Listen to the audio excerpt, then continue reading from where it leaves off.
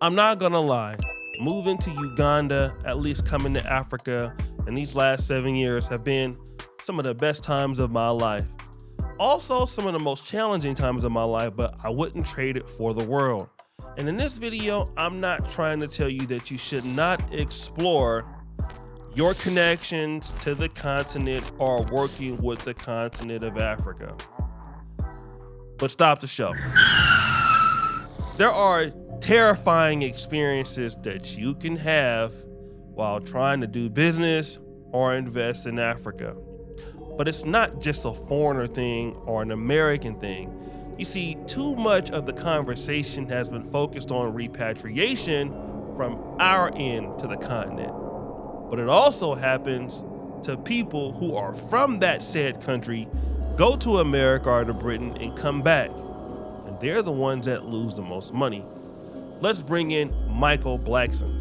Very talented comic from the Philadelphia area. He grew up in Ghana. He is Liberian and Ghanaian. So when the Civil War was going on in Liberia, I believe he was living in Ghana. So he knows a lot about Ghana. He is affiliated with the Ghanaian community. So when he comes back to Ghana, he's a celebrity. He's a celebrity in America. So that would make him a celebrity in Ghana. So he has connections to government officials and to things that people like myself or you would never have if we went to Ghana. So he was able to invest $1 million of his own money to start a school there for the Ghanaian youth, the Ghanaian community. Here we have a brother that's trying to do good for Ghana. But unfortunately, I've talked about some negative things and experiences that happen in Ghana. Now stop the show. Y'all are gonna say I'm hating on Ghana. I'm pretty sure that Ghana is great. I'm gonna go one day. They have some great things to offer. But since Ghana has made themselves the king of the diaspora, come back to Africa movement, move back to Africa, they're gonna get the most criticism because that's what they said that they were. And so when things come out about Ghana and what's going on there, when it comes to maybe land scams or investment frauds or things like that, Ghana has to also hold that L because they said they were ready to take on these things. And we're just gonna find out that that's not necessarily true about Ghana. Now, I'm not the only African American or person in the diaspora who's talked about this. My good brother who came to see me here in Uganda last year, Go Black to Africa, mentioned this. What I want to share with you all, the most disappointing thing I have yet had to report thus far when it comes to the land in Ghana. Many of you all have seen my video when I had advised many people, do not buy land in Ghana.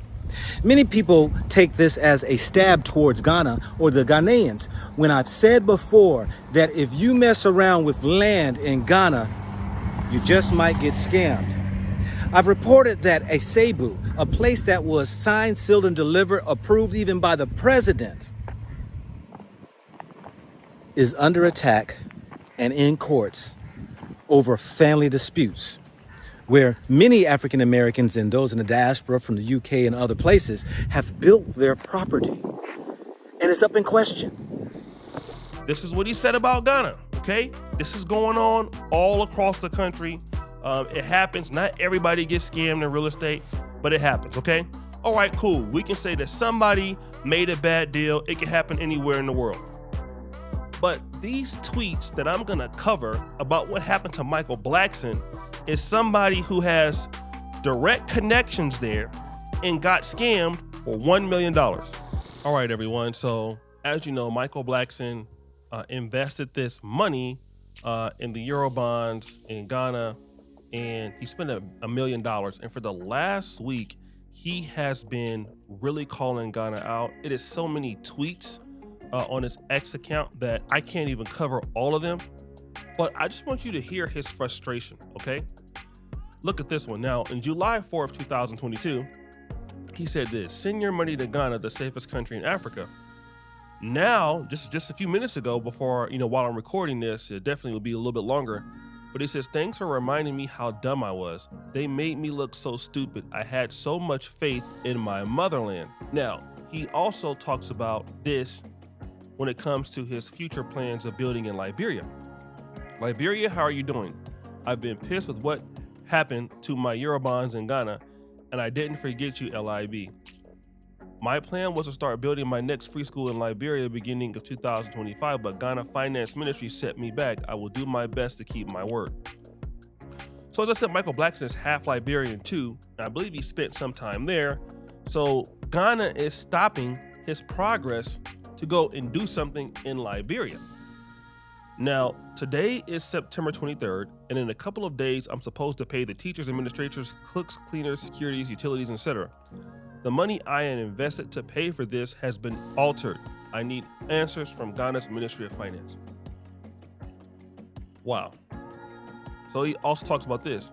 If Ghana received so much money for COVID, why did they touch our Eurobonds? Why did they use people's life savings? We still need answers. Ghana has received $1 billion allocation from the historic, IMF allocation to boost global recovery. I think we all know what to do with the money, brother. Most of the Western world leaders really care about the people. I wish our continent had leaders that really cared about the people, rich or poor. This might sound crazy, but sometimes I wish our African countries could swap leaders with the leaders of the Western world. He also says this, growing up in Africa, we were taught to respect our elders, but if the elders are doing the wrong things, are we supposed to still respect them? I agree. Sometimes people lose their lives to save other lives, and I guess I lost $1 million to save someone else's money. I'll be the guinea pig for the future investors. Oh my God.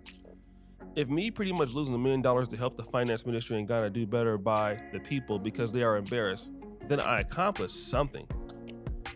Do you know how many jokes I had to tell to save $1 million, then slowly wire it to my motherland to help the less privileged kids in my village, only for the money to be held hostage for 15 years? Who the hell has 15 years to wait for money that was only invested for 3 years? So as you know, most bonds or long-term bonds are, before they mature, 1 year, 3 years, 5 years, 10 years, that kind of stuff, right? Since I built that free school, God has blessed me to lose $1 million and still be sane is a blessing. The reason countries in the Western world are so much more successful than us is because they enjoy helping others. Us Africans are selfish. We only care about our own pockets. Do you know that when you give, it comes back 100-fold? Preach. I remember when they stopped paying us the interest on the Eurobonds. I was advised to meet big companies in Ghana that has social responsibility Ghana for help. I met with banks and oil companies. With all the money they make, no one wanted to help. I was like, damn, my people are selfish. This guy has made over 10 tweets about what's going on with Ghana and their financial situation. This guy basically lost $1 million of his money because Ghana is in crisis and the Eurobond thing and all of that.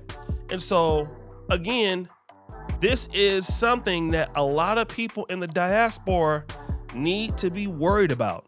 And a lot of you guys email me, talk about coming to Uganda and doing business, talking about coming back to Africa and doing business. And can you be successful?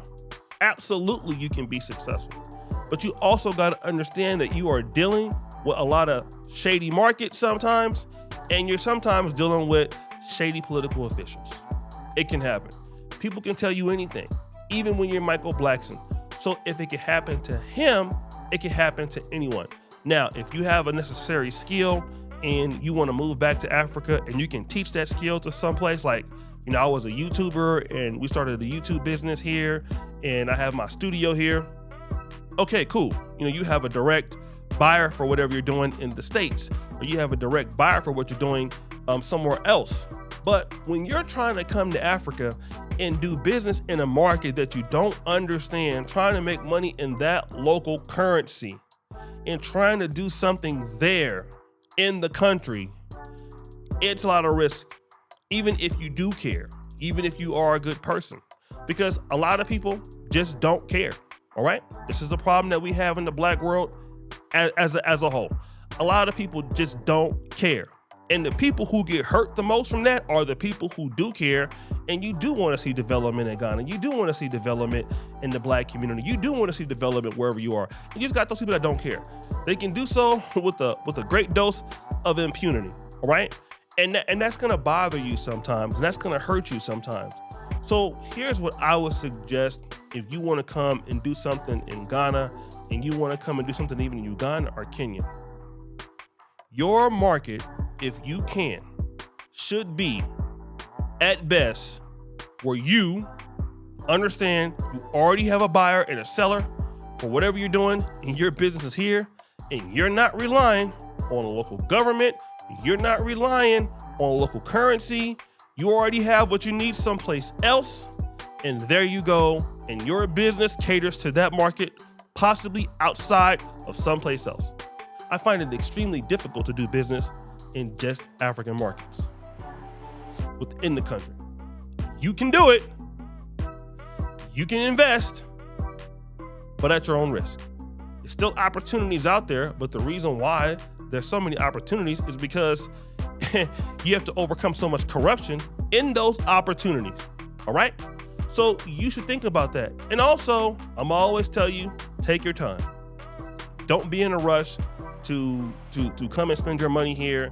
Don't be in a rush to come and just, move everything you got here and all of that. People could tell you that. I wouldn't do it. Come and see if you like things first. You will love it. It's a lot of opportunities, a lot of good things to do. But like my boy Ocean says, when you rush, you crush. So guys, shout out to you. Thank you so much for supporting the King Ghana YouTube channel. Subscribe, hit the bell. We're out.